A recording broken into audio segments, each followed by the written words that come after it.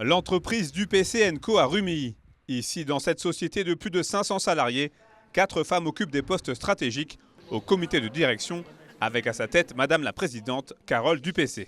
Je vais dire que c'est une normalité puisqu'on n'a jamais fait de différence à l'embauche entre les hommes et les femmes chez Dupessé depuis l'origine. Ce que j'ai toujours essayé de faire, c'est d'apporter peut-être plus qu'un dirigeant ne pourrait le faire, du bien-être pour les salariés au sein de l'entreprise. Ça a été un de mes credos. Et également, alors peut-être un peu plus féminin, faire très attention au développement durable et apporter des choses dans l'entreprise sur ces thématiques. Spécialisée dans les solutions globales de transport et de logistique, Dupessé & Co est donc à première vue pourvoyeur de métiers masculins, alors que les femmes ne représentent que 18% des effectifs dans ce domaine. Et même si certains clichés ont encore la vie dure, l'objectif est de faire changer les mentalités.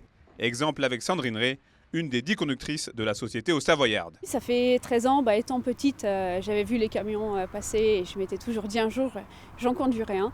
Donc j'ai commencé en mécanique et ça m'a pas plu parce que je voulais vraiment conduire et du coup voilà. Donc j'ai passé mes permis et aujourd'hui je lâcherai plus mon volant. Il y a de plus en plus de conductrices, même s'il n'y en a pas assez encore, mais voilà, il y en a de plus en plus. Et c'est vrai que voilà, c'est une image qui est maintenant dans tous les secteurs TP, c'est assez une bonne image. Et pour cette date du 8 mars, consacrée Journée internationale des droits des femmes, le préfet de Haute-Savoie a tenu à participer à une table ronde avec plusieurs femmes chefs d'entreprise. L'occasion de voir où en est aujourd'hui l'égalité professionnelle.